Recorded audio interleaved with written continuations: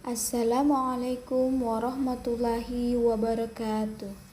Perkenalkan, nama saya Winda dengan NIM 2031957 bersama rekan saya Miftahul Hidayah dengan NIM 2031978 kelas MPI 5C. Prodi Manajemen Pendidikan Islam, Fakultas Tarbiyah dan Keguruan, Universitas Islam Sultan Toha Saifuddin Jambi. Baiklah, di sini kami akan menjelaskan tentang merencanakan dan melaksanakan riset di bidang pengendalian mutu secara terpadu dengan mata kuliah Manajemen Mutu Pendidikan dengan dosen pengampu Bapak Dr. Alif Firdaus MPDI. Selamat menyaksikan. Hakikat perencanaan mutu atau quality planning. Dalam implementasi TQM pendidikan, perencanaan mutu dalam pendidikan pada hakikatnya merupakan tahapan awal implementasi total quality management atau disingkat sebagai TQM yang harus diperhatikan, karena quality planning sangat menentukan keberhasilan manajemen dalam mencapai tujuan yang telah ditetapkan dan menentukan langkah perbaikan yang dapat dilakukan secara terus-menerus dengan melibatkan semua orang di dalam organisasi. Nah, baik manajer maupun semua stafnya. Nah, jadi perencanaan mutu terpadu pada dasarnya adalah sebuah pendekatan perencanaan untuk melakukan sesuatu yang berusaha untuk memaksimalkan keunggulan kompetitif organisasi melalui perbaikan terus-menerus, misalnya dalam hal produk, servis, orang, proses, dan lingkungan. Menurut Tuan Hani Handoko pada tahun 1999, kegiatan perencanaan yang bermutu pada dasarnya melakukan 4 tahap. Yang pertama, menetapkan tujuan atau serangkaian tujuan, merumuskan kegiatan saat ini, mengidentifikasikan segala kemudahan dan hambatan, dan yang terakhir mengembangkan rencana atau serangkaian kegiatan untuk pencapaian tujuan strategi perencanaan mutu terpadu atau quality planning dalam implementasi TQM pendidikan. Pada hakikatnya, perencanaan yang berkualitas sebagai suatu proses dalam perumusan kebijaksanaan, suatu instrumen dan teknik dalam penentuan prioritas, dan merupakan bagian integral dari perencanaan pembangunan sosial ekonomi suatu bangsa, serta merupakan jembatan penghubung antara harapan peserta didik, orang tua, masyarakat, dan pemerintah dalam mencapai tujuan pendidikan. Nah, oleh karena itu harus memperhatikan beberapa hal. Yang pertama, kepemimpinan dan komitmen terhadap mutu harus datang dari atas. Pemimpin sekolah harus menunjukkan komitmen yang kuat dan selalu memotivasi wakil kepala sekolah dan supervisor lainnya agar selalu berupaya keras dan serius. Dan yang kedua, mengembirakan pelanggan adalah tujuan TQM. Hal ini dicapai dengan usaha yang terus-menerus untuk memenuhi kebutuhan pelanggan, baik eksternal maupun internal. Nah, kebutuhan pelanggan dapat diketahui dengan mengidentifikasi pandangan-pandangan mereka. Nah, di sini ada beberapa metode untuk melakukan hal tersebut dengan kuesioner atau dengan berbincang-bincang langsung dengan masyarakat. Dan yang ketiga, menunjuk fasilitator mutu. Nah, terlepas dari posisi individualnya dalam hierarki birokrasi, fasilitator mutu harus menyampaikan perkembangan mutu langsung kepada kepala sekolah. Tanggung jawab fasilitator adalah mempublikasikan program dan memimpin kelompok pengendali mutu dalam mengembangkan program mutu.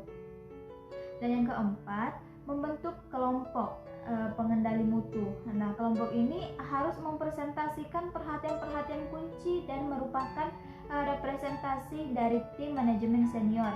Perannya adalah untuk mengarahkan dan mendorong proses peningkatan mutu. Ia adalah pengembangan ide sekaligus inisiator proyek. Dan yang kelima, menunjuk koordinator mutu.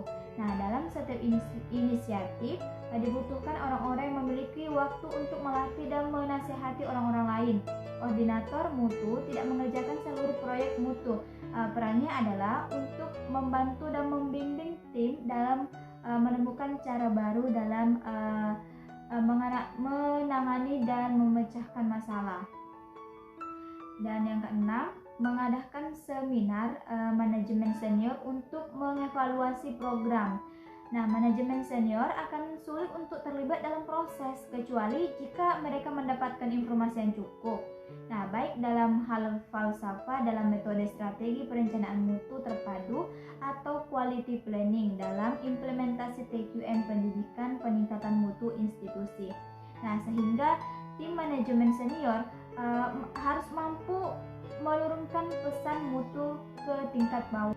Yang keenam, menganalisa dan mendiagnosis situasi yang ada. Nah, proses perencanaan ini tidak bisa diremehkan karena ia sangat membutuhkan seluruh proses mutu. Seluruh institusi perlu menjelaskan tentang di mana posisi dan kemana arah yang hendak dituju. Nah, yang ketujuh, menggunakan contoh-contoh yang sudah berkembang di tempat lain. Hal ini bisa berupa adaptasi dari salah satu guru mutu atau seorang tokoh pendidikan khusus atau mengadaptasi pola TQM yang diadopsi oleh institusi-institusi lain. Dan yang kedelapan yaitu mempekerjakan konsultan eksternal. Konsultan dapat digunakan dengan salah satu 4 metode utama. Yang pertama, mereka dapat memberikan nasihat awal dan memberi petunjuk serta merubah tim manajemen senior. Dan yang kedua yaitu melatih. Dan yang ketiga, konsultan bisa menjadi kritikus hebat ketika mereka diajak untuk mempertanyakan kebijakan institusi. Keempat, konsultan bisa bermanfaat dalam menyusun audit formal, penilaian dan evaluasi. Dan yang kesembilan, memprakarsai pelatihan mutu bagi para staf. Nah, pelatihan adalah tahap implementasi awal yang sangat penting agar staf mengetahui dasar-dasar TQM karena mereka membutuhkan pengetahuan tentang beberapa alat kunci yang mencakup tim kerja, metode evaluasi, pemecahan masalah, dan teknik membuat keputusan. Untuk memperlancar program pelatihan, seseorang manajemen senior harus terlibat langsung di dalamnya. Dan yang terakhir yaitu mengkomunikasikan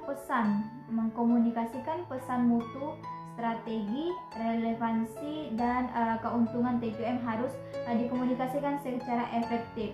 Di sana dapat terjadi banyak kesalahpahaman tentang tujuan mutu. Program jangka panjang harus dirancang secara jelas atau memperjelas alasan penentuan program. Pengembangan staf, pelatihan, dan pembangunan tim adalah sebagian dari cara yang efektif untuk mencapai program jangka panjang tersebut. B. Mengukur biaya mutu. Nah, pengukuran biaya mutu harus dilakukan untuk menyoroti upaya peningkatan mutu dan memberikan motivasi agar institusi terus berpegang pada program yang telah ditetapkan. Nah, strategi perencanaan mutu terpadu atau quality planning dalam implementasi TQM pendidikan mengaplikasikan alat dan teknik mutu melalui pengembangan kelompok kerja yang efektif. Nah, pendekatan ini memfokuskan diri pada pencapaian kesuksesan awal. Nah, ia berfokus pada sesuatu yang harus ditingkatkan oleh institusi serta menyeleksi alat-alat yang tepat untuk menanganinya. Nah, mengawali proses TQM dengan menangani masalah yang ada dapat menghindarkan TQM dari kelumpuhan, mengevaluasi program dalam interval yang teratur. Nah, review dan evaluasi teratur harus menjadi bagian yang integral dalam program. Baiklah, mungkin hanya itu yang dapat saya jelaskan. Selanjutnya dijelaskan oleh teman saya. Baiklah, langsung saja. Di sini saya akan melanjutkan penjelasan dari rekan saya yang bagian C, yaitu manfaat dari perencanaan mutu. Nah, sejalan dengan 5 prinsip unsur utama dalam penerapan teori kualitas manajemen, yaitu kepuasan pelanggan, kepemimpinan, perbaikan, berkesinambungan, respek terhadap semua orang, dan manajemen berdasarkan fakta. Maka, perencanaan yang bermutu dapat bermanfaat dalam hal yaitu yang pertama, berupaya memuaskan harapan pelanggan. Nah, yang dimaksud dengan pelanggan yaitu adalah sosok yang harus kita layani dan kita perhatikan. Nah, dipusatkan pada kebutuhan, mengetahui harapan para pelanggan.